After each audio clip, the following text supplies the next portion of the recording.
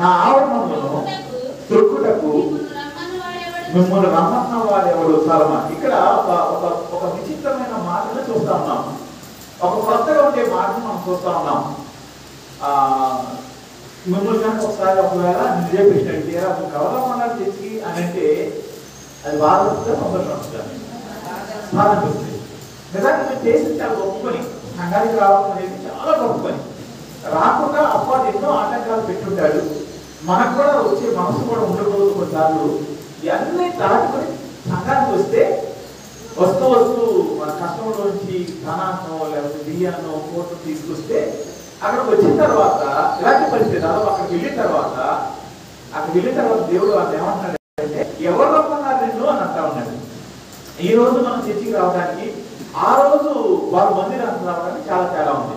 ఎందుకంటే ఈ రోజు చర్చి మనకి చాలా దగ్గర ఒక చెప్పుకోటి నుంచి వచ్చే ఆంటీ ఇంకా కరెక్ట్గా చెప్పాలంటే మన కాంతమాండి తప్ప కాంతమాండి 7 కిలోమీటర్ల నుంచి వస్తా ఉంది. చెప్పుకోటి దగ్గర నుంచి వచ్చే ఆంటీ 1.5 కిలోమీటర్ అవుతుంది. కిలోమీటర్ ఉంటుంది. వీళ్ళిద్దరు తప్ప మిగతా వాళ్ళందరికీ చాలా దగ్గర మన చర్చి రావడం చాలా దగ్గర. కానీ ఆ రోజు 100,000 కిలోమీటర్లు ప్రయాణం చేసి మందిరానికి వచ్చేవాళ్ళు. చాలా దేశాల్లో ఉన్నవారు ఖచ్చితంగా సంవత్సరానికి 2 సార్లు రావాలని మోషే చేత ఆజ్ఞాపించబడిన ప్రకారము చాలా కిలోమీటర్లు ప్రయాణం చేసి నడిచి కొన్నిసార్లు లేకపోతే గుర్రాలు కొన్నిసార్లు లేకపోతే ఓడలు కొన్నిసార్లు రకరకాల విధానాలు వాళ్ళు మందిరానికి వస్తే వాళ్ళు వస్తూ వాళ్ళకి సంబంధించిన ధనంలో నుంచి దేవుడు వాళ్ళకి ఇచ్చిన దానిలో నుంచి దశభాగాలు కృతజ్ఞతాపరులు మొక్కుబడులు రకరకాలన్నీ మోసుకుని తీసుకొచ్చిన తర్వాత దేవుడు వాళ్ళకి ఏమంటున్నాడంటే ఎవరైనా నా మందిరానికి రమ్మంది. మందిరానికి రావడం మాత్రం కాదు, నా ఆవరణ అంటే మందిరం ఒక చోట ఉంటుంది. మీరు వెనక మ్యాప్ చూస్తే మందిరం అనేది చర్చినట్టు ఉండేది, కట్టారు. అక్కడికి చుట్టూరు కొంత ప్లేస్ ఉండేది. దాని ఇంకో ప్లేస్ ఉంటుంది. దాన్ని ఆవరణ అంటారు. ఇప్పుడు మన ఇల్లు ఉందనుకోండి, మన ఇంటి చుట్టూ ఉన్న స్థలాన్ని ఏమంటారు? కరెంట్ అంటారు. దాన్ని ఏమంటారు? కాంపౌండ్ అంటారు. మీకు తెలియమంటే మన ఇంటి చుట్టూ ఖాళీ స్థలం ఉంటుంది కదా, దాన్ని ఏమంటారు? మార్కెట్ అంటారు. అదే మన గుమ్మాన్ని లేదా మన ప్రహరీ గోడ లేదా దడిని అట్లాగే దానికి కూడా బౌండరీ ఉంటుంది. దాన్ని ఆవరణం అంటాడు. అంటే నా మందిరానికి సంబంధించిన స్థలంలో నేను అడుగు పెట్టమన్న వాడు ఎవడో అడుగుతా ఉన్నాడు దేవుడు. ఈ ప్రశ్న మనుషులకు బహు కష్టంగా అనిపిస్తుంది. వాళ్ళు ఎన్నో కిలోమీటర్లు ప్రయాణం చేసి ఎన్నో కష్టాలు వచ్చుకుని ఎంతో శ్రమపడి దేవుడి మందిరానికి వస్తూ వాళ్ళు కష్టం చేత సంపాదించిన దాన్ని అంటే నిజానికి దేవుడు ఇచ్చిన దాన్ని దేవుడు దీవించింది. కాకపోతే వాళ్ళ కష్టము ఆ తీసుకొచ్చిన కానుకలు కనబడతా ఉంటది. వాళ్ళు ఆ రోజుల్లో రకరకాల కానుకలు ఉండి దశభాగం మాత్రమే కాకుండా చాలా రకాల కానుకలు ఉండి ఆ కానుకలు కాకుండా చాలా రకాలైన బరులు ఉండి రకరకాల పాపానికి రకరకాల బరులు ఉండి వీళ్ళందరితో పాటు వీటన్నింటినీ మోసుకుని కుటుంబం అంతటే తీసుకుని వస్తే దేవుడు వాళ్ళతో అంటున్న మాట ఏంటంటే నా తల్లికి మిమ్మల్ని రమ్మన్న వాడెవడు, నా ఆవరణ మిమ్మల్ని తొక్కమన్న వాడెవడు. తొక్కడానికి మీకు అధికారం ఏంటని అడుగుతా ఉన్నాను. ఈరోజు మాకు 10 నుంచి 12 వరకు ముగించేద్దామని ఆశపడతా ఉన్నాను. దాదాపు 2 గంటలు జరిగితే బాగుంటుంది చర్చ అనే ఉద్దేశంతో 12 ముగించేద్దామని ఆశతోనే ఉన్నాను. దాదాపు ముగించడానికి ప్రయత్నం చేస్తాను. 12 అన్ని కంప్లీట్ చేయాలి. కొన్ని వారాల నుంచి అనుకుంటా ఉన్నాను. సో మనకి ఇంకా టైం ఉంది. ఆ టైంలో ఉన్న కొద్ది టైంలో ఈ మాటను ధ్యానం చేయాలని ఆశపడతా ఉన్నాడు. దేవుడు ఒక మనిషితో ఇంత అగ్రెసివ్ గా, ఇంత కోపంగా, ఇంత అవమానకరంగా మాట్లాడటానికి కారణం ఏంటి? ఎవరైనా మనం ఇంటికి వస్తే ఇదే మనం ఎవరైనా మా ఇంటికి రమ్మంది, నా గొమ్మం తప్పమన్నది ఎవరో అని అడిగామనుకోండి, వాళ్ళు ఎంత బాధపడతారో అంతకన్నా ఎక్కువ రెట్లు ఈ మాటలు వింటున్న వాళ్ళు బాధపడతా ఉన్నారు. దేవుడు ప్రేమమైన మాట చూస్తా ఉన్నాం. దేవుడు కృపమైన మాట చూస్తా ఉన్నాం. దేవుడు మనుషులు ఎవరిని త్రోసివేయడని మాట చూస్తా ఉన్నాం. దేవుడు దీర్ఘశాంతులని మాట చూస్తా ఉన్నాం. దేవుడు ప్రేమ రూపం ఉంటే అది దేవుడిలాగా ఉంటుందని మాట్లాడుతూ ఉన్నాం.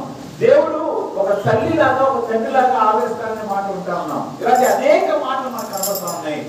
అదే మాటలు ఏ దేవుడు గురించి చెప్పాడో అదే దేవుడు ఒక రోజు మనుషులతో అంటా ఉన్నాడు, ఎవరు రమ్మన్నారు నిన్న మందిరానికి అని ఆయన కొన్ని కారణాలు చూపిస్తా ఉన్నాడు. ఆ కారణాలు మన జీవితంలో ఒకవేళ ఉన్నాయేమో ఈరోజు పరిచయం చేసుకోవాలని ఆశపడతా ఉన్నాను. 13వ వచ్చిన చివరి భాగాన్ని చదువుతారు ఎవరన్నా. పాపుల గుంపు కూడిన ఉత్సవ సమాజమును నేను నోడ్చుదామని దానికి కారణాలు చెప్తా ఉన్నాడు. అందులో ఒక కారణం ఏంటంటే వచ్చే వాళ్ళందరూ దేవుడి సన్నిధికి వస్తా ఉన్నారు, కానీ వాళ్ళు ఎలాంటి వారిగా వస్తారంటే వాళ్ళు పాపులుగా వస్తా ఉన్నారు. నిజమే, దేవుడి సన్నిధికి పాపులే వస్తారు. పాపము మనుషుల జీవితంలో నిండిపోయి ఉంది. ఆ పాపాన్ని తుడిచివేయడానికి ఆయన తర్వాత యేసుక్రీస్తు ఈ భూమి మీదకి వచ్చాడు. పాపాన్ని తుడిచివేయడానికి, నశించిన దాన్ని వెతక రక్షించడానికి వచ్చాడని తర్వాత కాలంలో చెప్పడం జరిగింది. కానీ ఇక్కడ అంటా ఉన్న మాట ఏంటంటే పాపుల్లాగానే ఉన్నారు, పాపములోనే కొనసాగుతా ఉన్నారని మాట్లాడుతూ ఉన్నాడు. మందిరంలోకి వచ్చారు, దేవుడు ప్రేమించేవారిగా వచ్చారు, దేవుడిని వెంబడించేవారిగా వచ్చారు. వాళ్ళు కలిగిన దాని నుంచి దేవుడు చెప్పిన విధంగా, దేవుడి ధర్మశాస్త్రం చెప్పిన విధంగా, లేదా యాజకులైన వారు చెప్పిన విధంగా, మోషే చెప్పిన విధంగా వాళ్ళు ఏదైతే తీసుకురావాలో దాన్ని ఎక్కువ తీసుకుని వచ్చారు. కానీ వారిని దేవుడు నిన్ను రమ్మన్నదెవరు అంటా ఉన్నాడు. అలాగే పాపుల సమాజం, మీరందరూ కలిసి కూర్చుంటే, మీరందరూ కలిసి ఈ స్థలంలో ఉంటే పాపుల సమాజం లాగా ఉంది అని మాట్లాడుతూ ఉన్నాడు. దానికి ఆయన చాలా కారణాలు ఇచ్చాడు. కానీ ఈరోజు నేను 2 లేక 3 కారణాలు నేను చూపించాలని ఆశపడతా ఉన్నాను. 15వ వచనం చదువుతాం ఒకసారి. మీరు మీ చేతులు చాపునప్పుడు మిమ్మల్ని చూడక నా కన్నులు కప్పుకుంటున్నట్టు. మనం ఎట్లాగైతే ఈరోజు ఆరాధనలో చేతులు పైకెత్తుతా ఉన్నామో, ఇశ్రాయేలు జీవితంలో వారు ఆరాధన లేదా దేవుని సన్నిధిలో నిలబడినప్పుడు చేతులు పైకెత్తడం అనేది వాళ్ళకి అలవాటైన విషయం. దావీదు రాసిన కీర్తనలో చూస్తాము, ఎజ్రాలో, నెహెమీయాలో చాలా చోట్ల చూస్తాము. వారు దేవుడిని చేతులెత్తి ఆరాధిస్తూ ఉంటారు. చేతులెత్తి ఆరాధించడం అనేది తన హృదయం అంతటినీ దేవుడి వైపు చూపించడం లాంటిది అని వాళ్ళు ఆ రోజుల్లో నమ్మేవాళ్ళు. ఈరోజు కూడా మనం అదే నమ్ముకుంటూ ఉన్నాం. చేయి అనేది మన క్రియలను చూపిస్తూ ఉంది. మీరు చేతులెత్తి నా సన్నిధిలో ఉంటే నేను ఈ చేతుల్ని చూడక నా కన్నులను కప్పుకుంటానంటా ఉన్నాడు. తర్వాత ఏం చదవమా? మీరు బహుగా ప్రార్థన చేసినాను, నేను వినను అని మాట్లాడుతూ ఉన్నాడు. 2 విషయాలు దేవుడు ఈ స్థలంలో, ఈ సమయంలో మనం మాట్లాడుతున్న వాటిని మనం ధ్యానం చేద్దాం.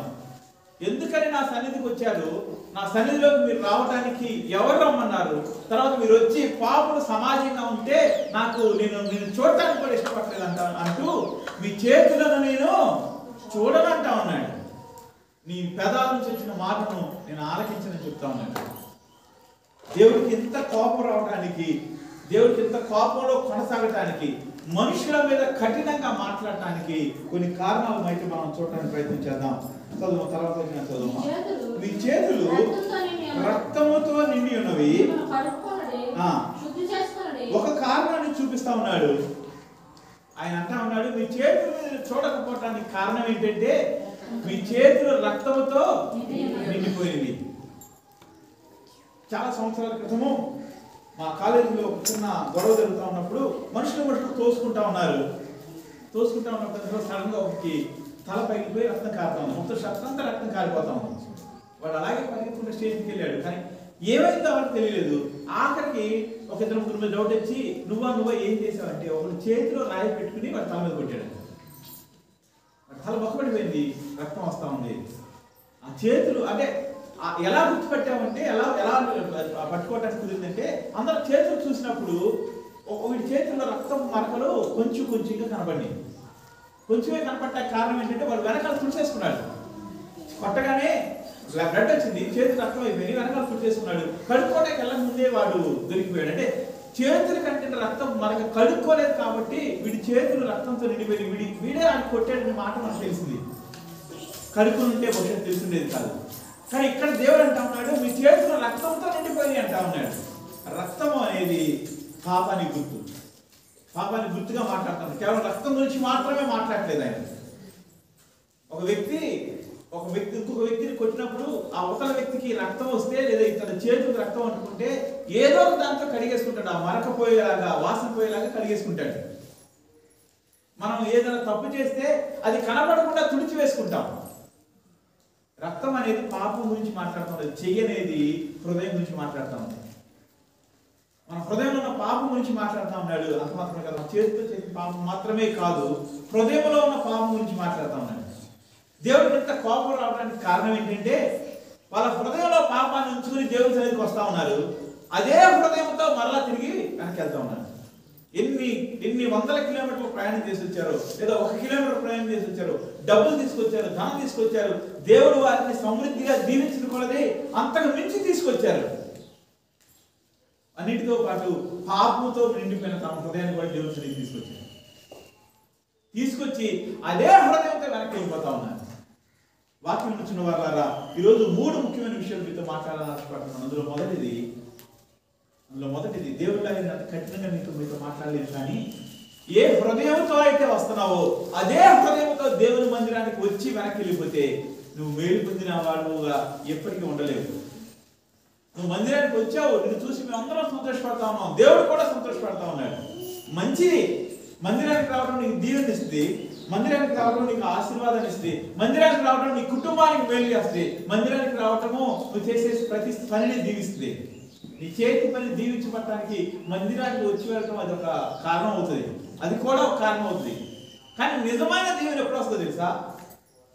నిజమైన దీవెన ఎప్పుడు వస్తుంది అంటే నువ్వు ఎలా వచ్చావో అలా కాక మార్పు చెంది వెళితే నిజమైన దీవెన వస్తుంది. మందిరానికి రావటం ఆచారంగా నువ్వు వస్తే, మందిరంలో జరిగే ఏ కార్యక్రమంలో అయినా సరే నువ్వు ఆచారంగా పాల్గొనుకుంటే, నువ్వు పాటలు పాడవచ్చు, ఆరాధించవచ్చు, వాక్యం వెళ్ళవచ్చు, కానుకలు ఇవ్వచ్చు, వెళ్ళేటప్పుడు ప్రార్థన కూడా చేయించుకుని వెళ్ళచ్చు. కానీ ఇవన్నీ నీకు ఉపయోగపడతాయి. కానీ నిజమైన దీవెన నీ జీవితంలో రావాలని నీ హృదయం మార్పు పట్టిన వాడికి నువ్వు వెళ్ళాలి. నేను నిన్ను కడుగుతానట్లేదు దేవుడు, అక్కడ నీ చేతులు రక్తం అంటే కింద లైన్లో మాట్లాడతాడు. మీరు పరిశుద్ధపరచుకునేది ఉండమ్మా, మిమ్మల్ని కడుగుకోండి, మిమ్మల్ని శుద్ధి చేసుకోండి అని చెప్తా ఉన్నాడు. హల్లెలూయా. దేవుడు మనల్ని కడగలిగిన దేవుడు, శుద్ధి చేయగలిగిన దేవుడు. అలాంటి దేవుడు మనల్ని కడుక్కోమంటానికి కారణం ఏంటో మనం చూద్దాము. దానికన్నా ముందు ఏ స్థితిలో అయితే వచ్చావో అదే స్థితిలో కనుక నువ్వు వెళ్తే నీకు ఏ మేలు. ఆ రోజు దేవాలయానికి వచ్చి వెనక్కి తిరిగి వెళ్ళిన వాళ్ళు ఎలాగైతే ఉన్నారో మనము కూడా అలాగే ఉండిపోతాం, మనము కూడా అలాంటి వ్యక్తులు మిగిలిపోతాం. కానీ మందిరానికి రావడం వల్ల నీకు వచ్చే ప్రధానమైన మేలు ఏంటి తెలుసా? మందిరానికి వచ్చినప్పుడు మనుషులు దేవుని స్థుతిస్తున్నప్పుడు, దేవుని స్థితితో ఆరాధనతో ఆ స్థలం నింపబడినప్పుడు, దేవుని ప్రత్యక్షత ఆ స్థలంలో నింపబడినప్పుడు, దేవుని సన్నిధిని ఆ స్థలంలో ఉన్నప్పుడు నీ హృదయము తెరవబడుతుంది. నీ హృదయం తెరవబడటానికి నువ్వు అంగీకరించినప్పుడు నీ హృదయంలో దేవుని యొక్క సన్నిధిని అనుభవించగలుగుతావు. వాక్యం చెప్పినప్పుడు ఆ వాక్యం నా కొరకు ఏదో నా దేవుడు మాట్లాడతారేమో, ఈ వాక్యం నా హృదయంతో నింపుకోవాలని ఆశపడినప్పుడు, వాక్యం నీ హృదయాల్లోకి ప్రవేశించినప్పుడు వాక్యము వినటం ద్వారా నీకు విశ్వాసం వస్తుంది, విశ్వాసం ద్వారా నీకు రక్షణ వస్తుంది. వినటం అనేది మనలో విశ్వాసాన్ని కలిగిస్తుంది. విశ్వాసం అంటే నేను రాత్రి చెప్పినట్టుగా విశ్వాసం అంటే మనము చూడగలుగుతాం. విశ్వాసం అంటే యేసు ప్రభు నా కొరకే శిలువలో మరణించాడు, నా పాపములు ఆయన మీద మోపబడి, నా పాపముల కొరకు ఆయన హింసించబడ్డాడు, నా పాపముల కొరకు అవమానించబడ్డాడు, నా పాపముల కొరకు ప్రాయశ్చిత్తముగా ఆయన శిలువలో వేలాడాడు. అది దాన్ని చూడగలుగుతాం. దేవుడు మాట్లాడుతూ ఉన్నాడు, మీ చేతులు రక్తముతో నిండిపోయింది. వచ్చిన వాళ్ళు కేవలం పట్టడం గురించి మాట్లాడలేదు, అవతల వాళ్ళ రక్తాన్ని చిందించే చేతుల గురించి మాత్రమే మాట్లాడలేదు. వారి చేతుల ద్వారా, వారి హృదయం ద్వారా జరిగిన ప్రతి పాపం గురించి మాట్లాడుతూ ఉన్నాడు. నేను చెప్పాను కదా, ఆ వ్యక్తి తన చేతులు కడుక్కోవడానికి వాడి టైం దొరికిపోయాడు కొట్టిన వ్యక్తి. అంత భయంకరంగా కొట్టాల్సిన అవసరం ఏముందంటే ఆడు ఏదో విషయాలు చెప్పాడు. ఆడు దాని గురించి నేను చెప్పలేదు. కానీ మనుషుల జీవితంలో జరిగిన పాపాన్ని దాచి వేసుకోవడం కొరకు, కడిగి వేసుకోవడం కొరకు ఎప్పుడు సిద్ధపడతానంటారు. అంటే ఉదాహరణకి ఒక వ్యక్తి ఎవరినో కొట్టి వాళ్ళ ఊర్లో దేవుడి మందిరానికి వచ్చాడు అనుకోండి, వచ్చే ముందు చేతులు కడుక్కోవడం చెప్పడం సమాధానం కడుక్కుంటారు. అతను చూసిన వారు, అతను చేతులు చూసిన వారు అతను ఏ తప్పు చేయలేదని అనుకుంటారు. కానీ కడగబడిన చేతులు వెనకాల అందిన రక్తపు మరకల గురించి దేవుడు మాట్లాడుతూ ఉన్నాడు. కొట్టాడు, అయిపోయింది, చేతులు రక్తమైంది, అయిపోయింది, ఆ చేతులు కడిగేసుకున్నాడు, అయిపోయింది. కానీ ఆ రక్తపు మరకలో దేవుడి దృష్టిలో కనపడతా ఉంది. కయ్యని హేబేలు మాట్లాడుకుంటున్నప్పుడు నా బలి దేవుడు స్వీకరించలేదు, నీ బలి కూడా ఎందుకు దేవుడు స్వీకరించాడు అన్నప్పుడు బహుశా హేబేలు సమాధానం ఇచ్చి ఉంటాడు, నేను నా హృదయవంతులతో దేవుడికి బలి అర్పించాను, నీ హృదయవంతులతో దేవుడికి బలి అర్పించు, దేవుడు ఖచ్చితంగా నీ బలి కూడా అంగీకరిస్తాను అన్నప్పుడు ఏ మాట చెప్పాడో మనకు తెలియదు, కానీ ఆ మాట కయీనుకి కోపాన్ని తీసుకొచ్చింది. ఆ మాట కయీనుకి ఉగ్రతను తీసుకొచ్చింది. తన తమ్ముడైన హేబేలు కొట్టాడు, హేబేలు చనిపోయాడు, పాతి పెట్టేశాడు. దేవుడు మాట్లాడుతున్న మాట ఏంటంటే అతని యొక్క రక్తము ఏం చేస్తుందంట, మురబడతా ఉంది. వాక్యం నుంచి నా ప్రియ సహోదరి సహోదరులారా, మనం చేసింది ఎప్పుడు తొలగిపోదు. ఈరోజు ఒక తప్పు చేసాము అయిపోయింది అనుకుంటున్నావేమో, నీ చేతితో కర్ర తీసుకుని అవసరం వాడిని కొట్టి అయిపోయింది అనుకుంటున్నావేమో. కొట్టడానికి నీకు 100 కారణాలు ఉండొచ్చు బహుశా. అతను చేసిన తప్పును బట్టి అతను వెళ్ళి నువ్వు కొట్టేవేమో నాకు తెలియదు, కానీ నువ్వు కొట్టడము ఎవరి దృష్టిలో తెలియకూడదు తెలుసా, దేవుని దృష్టిలో తెలియకూడదు. నువ్వు ఫోన్ మాట్లాడి ఆ ఫోన్ కాల్ డిలీట్ చేసేసి ఉండొచ్చు. నువ్వు మాట్లాడిన నీకు మాట్లాడిన వ్యక్తికి తప్ప ఇంకెవరికి తెలియకపోవచ్చు, కానీ దేవుడి చేతిలో డిలీట్ అయింది. అది దేవుడు విన్నాడా లేదా? రాత్రి గురించి చెప్తా ఉన్నాను. దేవుడు మనతో వస్తాడు, దేవుడు మనం ప్రతిదాన్ని చూస్తా ఉన్నాడు. నువ్వు మాట్లాడేసావు అయిపోయింది, డిలీట్ చేసావు అయిపోయింది. నువ్వు మాట్లాడింది నీకు, నీ మాట్లాడిన వ్యక్తి తప్ప ఇంకెవరికి తెలియదు అని అనుకుంటున్నా చేస్తారు. నువ్వు మెసేజ్ పంపించావు, అవతల మెసేజ్ పంపించాడు, ఇద్దరు మాట్లాడుకున్నారు, ఏది మాట్లాడకూడదు అది మాట్లాడుకున్నారు, తర్వాత డిలీట్ చేస్తారు. ఎవరికి తెలుస్తుందా? చెప్తున్నారు, ఎవరికి తెలుస్తుందా డిలీట్ చేసిన తర్వాత? కానీ కొన్ని సాఫ్ట్వేర్ ఉన్నాయి, కొన్ని ఉన్నాయి. నువ్వు మాట్లాడి డిలీట్ చేసిన తర్వాత కూడా 2-3 సంవత్సరాల తర్వాత కూడా ఏం మాట్లాడాలో నాకు తెలుసు. తీసి నీ ముందు పెడితే నలుగురు నీ మొహం చూపించగలవా? వాక్యం వచ్చిన వాళ్ళరా, నీ జీవితంలో ఏదైతే అయిపోయింది అనుకున్నావో అది అవ్వలేదు. ఏదైతే తుడిచేస్తున్నా అనుకున్నావో అది తుడిచివేయబడలేదు. ఏదైతే ఎవరికి తెలియకుండా సమాధి చేశానుకున్నావో అది సమాధి చేయబడలేదు. మనుషులు కళ్ళు కమ్మొచ్చు, నువ్వు ఫేస్బుక్ లో ఏదో రహస్యంగా మాట్లాడచ్చు, ఇంకో దాంట్లో మాట్లాడచ్చు. ఈ మధ్యకాలంలో నాకు ఒక పోలీస్ అధికారి బాగా తెలుసు, నాకు బాగా పరిచయమైన వ్యక్తి. అక్కడ ఒకరోజు మామూలు కూర్చొని మాట్లాడుతున్నప్పుడు అతను అన్నాడు, అంటే మన మెసేజ్ లో అప్పుడప్పుడు మాట్లాడితే రకరకాలు ఉంటాయి. మామూలు మెసేజ్ అంటే ఒకవేళ మీకు తెలియకపోతే నేర్చుకోవచ్చు, జస్ట్ మామూలు చెప్తా ఉన్నాను. మెసేజ్ లో మాట్లాడుకోవచ్చు, వాట్సాప్ లో మాట్లాడుకోవచ్చు, తెలంగాణలో మాట్లాడుకోవచ్చు. ఒక ఇద్దరు గూగుల్ పేలో మాట్లాడుకుంటారంట.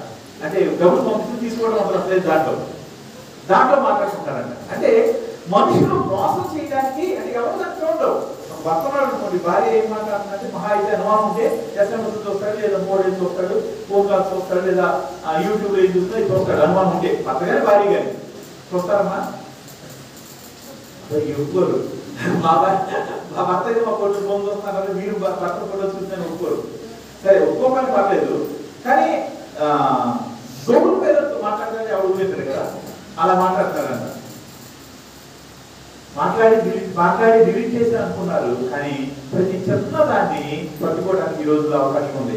కానీ వీటిని దాటిన దేవుడు నువ్వు చేసినది ఎవరికి తెలియదు అని అనుకుంటా ఉన్నావేమో, దాన్ని దాచేసుకుంటా ఉన్నావేమో. ఏదైనా కావచ్చు. నేను వ్యభిచారం గురించి మాట్లాడలేదు, దొంగతనం గురించి మాట్లాడలేదు, పట్టుల గురించి మాట్లాడలేదు, అసూయ గురించి మాట్లాడుతా ఉన్నాను, క్షమించలేని విధానాల గురించి మాట్లాడుతా ఉన్నాడు. చాలా సార్లు మనుషులకి అవతల వ్యక్తిని క్షమించలేదు. నేను ఎందుకు క్షమించాలి? ఎందుకు క్షమించాలి? మనం ఎందుకు క్షమించాలి? దేవుడు మనం క్షమించాడు. ఇంకా అంటే మీరు చెప్పింది కరెక్టే, నేను ముద్దాలు అడుగుతాను. ఇంకా ఎందుకు క్షమించాలి? కొన్ని మాటలు మన హృదయాలు ఉండిపోతాయి, గాయం చేస్తాయి. ఎందుకు క్షమించాలి? మీకు ఎందుకు కరెక్ట్ అసలు ఇంకేమని చెప్పండి. దివ్యానికి కుర్చీలో ఉన్న వాళ్ళు కూడా నాకు కుర్చీలు ఎక్కువ పెద్దలు అయిపోతారు, పెద్దలు అయిపోతారు. అదే ఎక్కువ మంది పెద్దలు అయిపోతారు, చిన్నలు కూడా ఎక్కువ మంది రావాలి. ఎందుకు క్షమించాలి? అసలు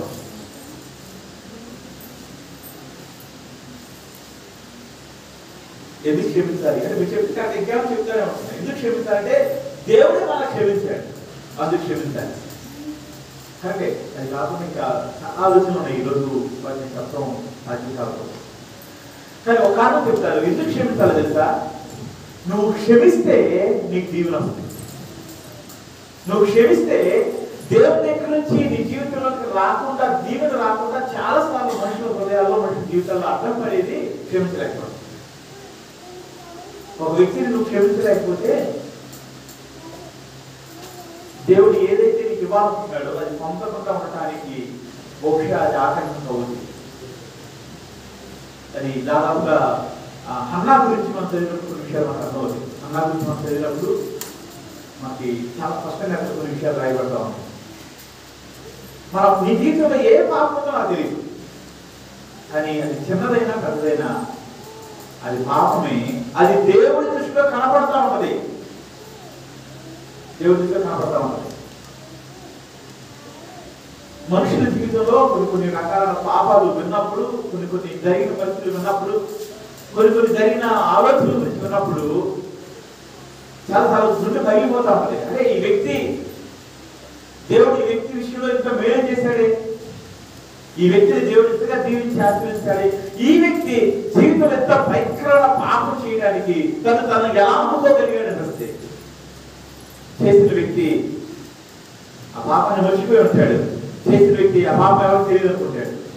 చేసిన వ్యక్తి ఆ పాపం తన మనసులో కూడా లేని సమయాలు ఉంటాయి. కానీ దేవుడి దృష్టిలో అది కనబడతా ఉంది. అది ఒక్కసారి ఈరోజు గుర్తుపెట్టుకోండి. ఈ రోజే కాదు, ఈ రోజు నుంచి ప్రతిసారి దాన్ని గుర్తుపెట్టుకోండి. మీ జీవితంలో నువ్వు చేసిన ప్రతి తప్పు, ప్రతి పాపము అది నిలబడి ఉంటుంది. ఎప్పుడైనా తెలుసా, నువ్వు దేవుడి సన్నిధికి వచ్చి దేవా ఈ పాపము నా వల్ల జరిగింది, దయచేసి నన్ను క్షమించు, ఎప్పుడు చేయకుండా నా సహాయం చేయ ప్రార్థన చేసేంత వరకు ఆ పాపం నిలబడి ఉంది. అది దొంగతనం కావచ్చు, విచారం కావచ్చు, ఒక మనిషి మీద మనసు పాడు చేసుకోవడం కావచ్చు, ఏదైనా కావచ్చు. పాపం నిలిచి ఉండటం మాత్రమే కాదు, కానీ పాపానికి మనం శక్తి చేస్తా పాపము శిక్షణ కూడా తీసుకొస్తుంది. పాపానికి 2 రకాల శక్తులు ఉన్నాయి. పాపానికి కూడా శక్తి ఉంటుంది అంటే ఉంది, 2 రకాల శక్తులు ఉంటాయి పాపానికి.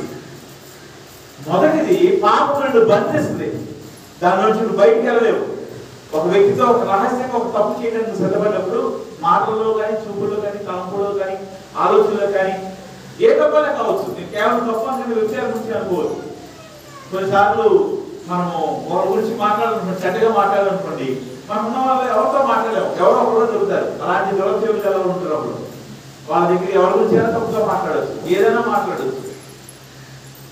అది కూడా దాంతో కూడా కలిపి చెప్తానండి. దానికి ఉన్న శక్తి ఏంటంటే, పాపానికి ఉన్న శక్తి ఏంటంటే, ఆ పాపంలో చిన్న బయటికి రానివ్వదు. అరే ఈ రోజు నుంచి వేరే వాళ్ళ గురించి తప్పుగా మాట్లాడకూడదు అనుకుంటావు నువ్వు, కానీ అనుకుంటే దాని నుంచి నువ్వు బయటికి రాలేవు, దాని నుంచి నువ్వు బయటికి రాలేవు. కొన్నిసార్లు రకమైన పాపం ఉండదు. ఏంటి తెలుసా, దేవుడి మందిరానికి రాకుండా ఉండటం అనేది కూడా ఒక పాపం. చాలాసార్లు కొంతమంది ప్రార్థన రమ్మంటే వాళ్ళు చెప్పే కారణాలు ఏంటి తెలుసా, నువ్వు ప్రార్థన చేస్తున్నావు, నాకు ఇప్పుడు దేవుడు ఎక్కడ ఉన్నాడు, ఈ మాట వినే ఉంటారు. వినకపోయినా దేవుడు నా గుండెలోనే ఉంటాడు, నీకన్నా ఎక్కువ దేవుడు నాగేశ్వరంగా ఉంటాడు. నువ్వు ప్రార్థనకి వెళ్ళినా ఉంటే, నేను వెళ్ళకపోయినా ఉంటే, ప్రార్థన చేస్తేనే దేవుడా, ఇలాంటి మాట్లాడటం కూడా పాపమే. సరే నేను పాపముని శక్తి గురించి మాట్లాడుతున్నాను. ఒకటి, పాపము నువ్వు బయట చేస్తే, పాపంలోంచి నువ్వు బయటికి రాకుండా అది నువ్వు బంధిస్తుంది. అది నువ్వు ఒప్పుకుని విడిచిపెట్టినంత వరకు ఏదో ఒకటి నీ జీవితంలో తిరిగి దాంట్లో పడిపోయేలా చేస్తాయి. సంవత్సరం కావచ్చు, 2 సంవత్సరాలు కావచ్చు, 3 సంవత్సరాలు కావచ్చు, తగిన సమయం ముందు ఆ పాపం నీ కళ్ళ ముందు మళ్ళా ప్రత్యక్షం అవుతుంది. రెండోది ఏంటి తెలుసా, పాపం శక్తి, పాపము ఖచ్చితంగా నీ మీద శిక్షణ తీసుకొస్తుంది. ఏం తీసుకొస్తాయి? పాపము ఖచ్చితంగా నీ మీద శిక్షణ తీసుకొస్తాయి. నేను ఒప్పుకోనని పాపం గురించి మాట్లాడుతూ ఉన్నాను, దేవుడి సన్నిధిలో సరి చేసుకొని పాపం గురించి మాట్లాడుతూ ఉన్నాను, సరి చేసుకున్న తర్వాత మరలా దిగజారిపోయిన పాపం గురించి మాట్లాడుతున్నాను. చాలా సార్లు మనుషులు కనిపిస్తుంది మాట పాపం గురించి మాట్లాడతారు. ఎందుకంటే పాపం ఒక్కటే దేవుడి దగ్గర నుంచి మనం వేరు చేయగలిగింది. నువ్వు చర్చికి వస్తా ₹1 సంతా లేకుండా వచ్చిన సరే దేవుడిని నువ్వు ఏమంటావు, కానీ ఒక్క పాపం వస్తే దేవుడికి నీకు వచ్చి సంబంధం దూరం అయిపోతుంది. నువ్వు భయంకరమైన అనారోగ్యంతో చచ్చిపోయిన సరే మరలా పని చేస్తావు, కానీ జీవితంలో పాపం ఉండి నరకానికి వెళ్తాం. పాపం ఉన్న శక్తి అది నిన్ను బంధిస్తుంది. పాపం ఉన్న శక్తి నీ మీద శిక్షణ తీసుకొస్తుంది. ఒక వ్యక్తి గురించి మేము రీసెంట్ గా ఒక విషయాన్ని విన్నాం. బాగా తెలిసిన వాళ్ళు, అన్నానికి చెందిన వాళ్ళు, బాగా తెలిసిన వాళ్ళు, వాళ్ళ జీవితంలో కష్టం వచ్చినప్పుడు ఏంటి ఇంత భయంకరమైన ఆరోగ్యం వచ్చింది, ఇంత భయంకరమైన స్థితిలోకి ఎందుకు వెళ్ళిపోయారు వెళ్ళిపోయారని ఆ కుటుంబం అంతా ఇబ్బంది పడతా ఉన్నారు. కొద్ది వేల రూపాయలు తెచ్చి పెట్టారు. మొన్న మధ్య ఆ వ్యక్తి జీవితంలో రహస్యంగా జరిగిన ఒక విషయం బయటకు అయ్యో ఆ పాపం ఏం చేసింది తెలుసా, నా జీవితము నాశనం అయిపోయేలాగా చేసింది. అటువంటి భయంకరమైన శిక్ష, అటువంటి భయంకరమైన ఉగ్రత ఆ వ్యక్తి మీదకి వచ్చింది. తన చుట్టూ ఉన్న వాళ్ళకి ఆ విషయం తెలీదు. తన ముఖాన్ని చూస్తాం, నేను మీ ముఖాన్ని చూడగలుగుతాను. కొన్నిసార్లు మీరు ప్రవర్తించి వాళ్ళ దగ్గర చూస్తాం కాబట్టి మీ ప్రవర్తన బట్టి మీ ప్రవర్తన తేడాలు కొంతదాన్ని గమనించగలుగుతాము. మీ హృదయంలో ఉన్నది ఒకవేళ దేవుడు భయపరిస్తే తప్ప చాలా మనకు తెలియదు. నువ్వు చూసిన ప్రతి ఒక్కరిని మంచివాడే అనుకుంటా, నేను మంచి వాళ్ళే అనుకుంటా. అలాగే ఆ విషయం ఆ వ్యక్తి విషయంలో కూడా ఏంటి ఇలాంటి కొన్నిసార్లు అనుకుని మనం ఏమంటాం తెలుసా, కొన్నిసార్లు ఏమంటామంటే మంచి వాళ్ళకే కష్టాలు వస్తాయి అన్నారు. ఎప్పుడన్నా మీరేమో అనుకుంటారు అంటే నేను అనుకుంటాను కదా, చాలాసార్లు మనం అనుకుంటే మంచి వాళ్ళకి ఇంకో మాట మనం దాంతో పాటు తోడుగా అంటే ఒకే మాట నిలిచిపెట్టాం. దేవుడు కూడా న్యాయం లేదని ఒకసారి మనం చూసినప్పుడు అలాగే అనిపిస్తుంది. కానీ మనగా వాటిని చూడగలిగిన దేవుడికి ఆ వ్యక్తి జీవితంలో ఉన్న రక్తపు మరకలు కనపడతా ఉంటాయి. ఆ వ్యక్తి జీవితంలో రహస్యంగా దాచుకున్నవి కనపడతా ఉంటాయి. జాగ్రత్త, నీ జీవితంలో నువ్వు చేస్తున్న పాపము నీ మీద శిక్షణ తీసుకొస్తుంది. నీ జీవితంలో నువ్వు చేసిన ప్రతి చిన్న పాపముకి ఖచ్చితంగా శిక్షణ పొందుకుంటావు. ఒకవేళ దేవుడిని అంగీకరించి మారుతుంది బాప్తిస్మం పొందితే నీకు వచ్చే శిక్ష రెండింతలు అవుతుంది. రెండింతలు అంటే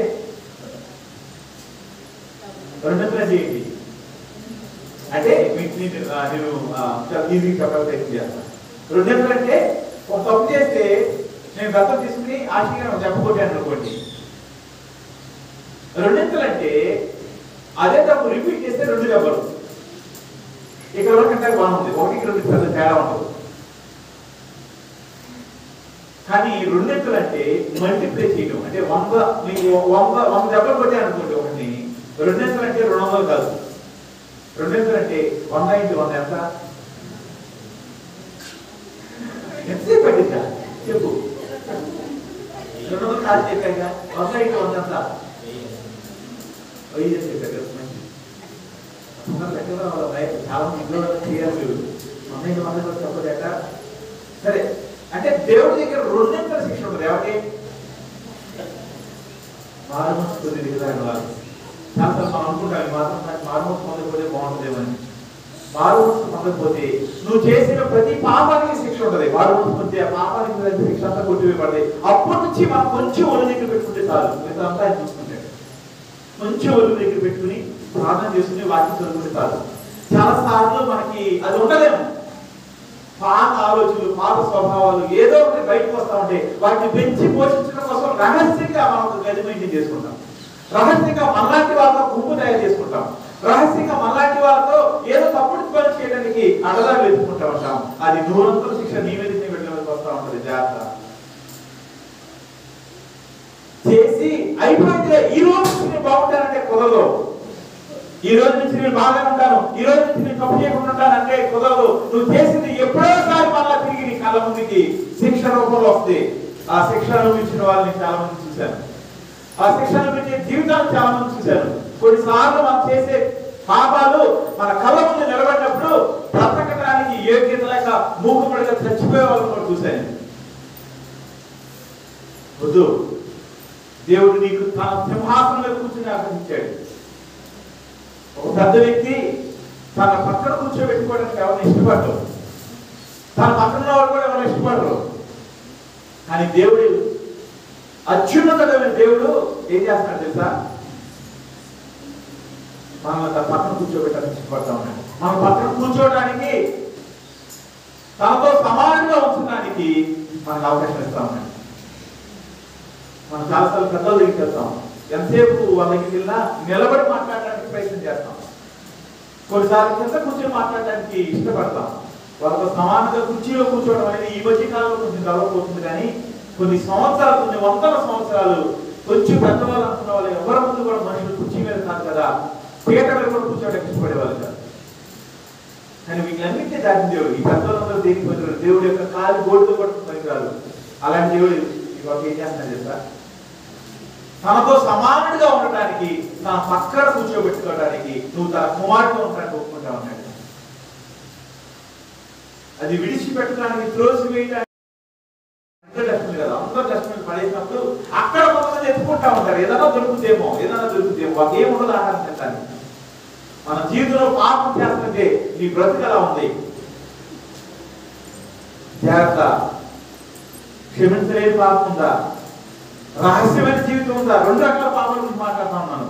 నిజంగా నీ జీవితంలో భయంకరమైన పాపాలలో కొనసాగుతున్న వ్యక్తుల గురించి మాట్లాడుతా ఉన్నాను. భర్తని భార్యని విడిచిపెట్టి, భర్తని భార్యని పక్కన పెట్టి, భర్త భార్య ఉండగానే వేరొకరితో మాట్లాడేవాళ్ళు, వేరొకరితో పాపం చేయడానికి సిద్ధపడేవాళ్ళు, వేరొకరితో రహస్యంగా ఫోన్స్ మెసేజ్ చేసేవాళ్ళు. వాళ్ళ గురించి మాట్లాడుతా ఉన్నాను. వాళ్ళ గురించి మాత్రమే కాదు, దేవుడు ఏ పిలుపుతో అయితే నిన్ను క్షమించాడో, ఎంత ప్రేమను నిన్ను చూపించాడు, ఆ ప్రేమను మనుషుల మీద చూపించలేక ప్రతి చిన్నదానికి మనసు పాటు చేసుకున్న వాళ్ళ గురించి కూడా మాట్లాడుతా ఉన్నాను. జాగ్రత్త. నువ్వు క్షమించకుండా విస్తారమైన ధనాన్ని, నీ సమయాన్ని తీసుకొచ్చి దేవుని సన్నిధిలో కూర్చుని వెళ్తా ఉంటే దేవుడికి అదే మాట తెలుస్తా, నీ చేతులు రక్తంతో నిండిపోయి, నీ చేతులు నా వైపు చాల్చినప్పుడు నేను వాటిని చూడను, నీ నోరు తెచ్చి ప్రార్థన చేసినప్పుడు నేను దాన్ని ఆలోచించను. దేవుడి సన్నిధికి వచ్చే వాళ్ళకి ఇంతకు మించిన శిక్ష పోతుండదేమనుకుంటా నేను. చెయ్యి అనేది స్తుతించడానికి చేయిస్తాము, ఎవరైనా తీసుకోవడానికి చేసి అవుతాము. దేవుడి సన్నిధికి వచ్చే మనము మన చేతిని రెండు విధాలుగా వాడతాం. ఒకటి దేవుడిని స్తుతించడానికి చేతులు ఎత్తాము. మనం చాలా ప్రార్థన చేస్తున్నప్పుడు నీ చెయ్యి చాలా అడగకపోవచ్చేమో, కానీ మనం ప్రార్థన చేస్తున్నప్పుడు దేవుడి దగ్గర ఇవ్వు దేవాన్ని చేసి చాపుతాము. నీ చేయి చూసినప్పుడు ఆయనకి రక్తం కనబడుతుంది, నీ చేయి చూసినప్పుడు పాపం కనబడతా ఉంది, నీ చేయి చూసినప్పుడు రహస్యంగా నువ్వు పాతి పట్టిన విషయాలు కనబడతా ఉన్నాయి. ఈరోజు సరి తీసుకుంటావా? దేవుడిని క్షమిస్తాడు, నీ కుటుంబానికి దీవెనిస్తాడు. చాలాసార్లు చాలా విషయాల గురించి ప్రార్థన చేసిన తర్వాత ఒక స్టేజ్ వచ్చిన తర్వాత ఆగిపోవడానికి కారణం ఏంటి తెలుసా? అది ఏ వ్యక్తి అయితే పొందుకోవాలో ఆ వ్యక్తి జీవితంలో పాపం ఉండమే. సరి చేసుకున్నాం, చిన్న ప్రార్థన చేసుకున్నాం, నోరు చేసి ప్రార్థన చేసుకున్నాం. నీ పాపము దేవుడి సన్నిధిలో, దేవుడి కాళ్ళకి కనబడతా ఉంది. అయ్యో ఇది ఎందుకు నా జీవితంలో జరిగింది అని అనుకుంటా ఉన్నావు, అంటా ఉన్నావేమో. నీ చుట్టుపక్కల వాళ్ళని మోసం చేయగలవు, దేవుడిని మోసం చేయగలవు. ఆయనను చూసినప్పుడు, మనుషుల్ని చూసినప్పుడు నీ మంచితనం కనబడతా ఉంది. మనుషుల్ని చూసినప్పుడు నీ ప్రార్థించే కళలు కనబడతా ఉంది. మనుషుల్ని చూసినప్పుడు నువ్వు మందిరానికి రావడం కనబడతా ఉంది. కానీ దేవుడిని చూసినప్పుడు నీ జీవితంలో ఉన్న రహస్యం కనబడతా ఉంది. నీ జీవితంలో రహస్యంగా దేని వరకు ఆశపడుతున్నావో అది కనబడతా ఉంది.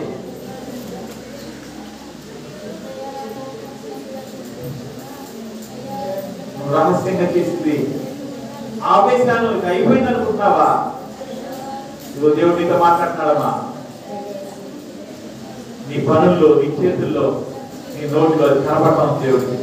నిన్ను చూసినప్పుడు నీ పాపము దేవుడికి నీకు వచ్చి అర్థం వస్తా ఉంది. ఈరోజు సరి చేసుకుంటావా? నువ్వు ఎలాంటి పాపంలో ఉన్నావో నాకు తెలియదు. అది భయంకరమైన విభిచారమైన పాపమా, విగ్రహారాధన పాపమా, మోసం చేసే పాపమా, మనుషుల్ని శిక్షించే పాపమా, మనుషుల్ని హింసించే పాపమా, ఏ పాపంలో ఉన్నావో నాకు తెలియదు. ఒకవేళ మనుషుల్ని క్షమించే స్థితిలో ఉన్నావా?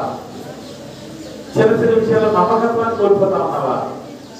చిన్న చిన్న విషయాల్లో వాక్యాన్ని తప్పుగా అర్థం చేసుకుని దేవుడికి దూరం అయిపోతా ఉన్నావా?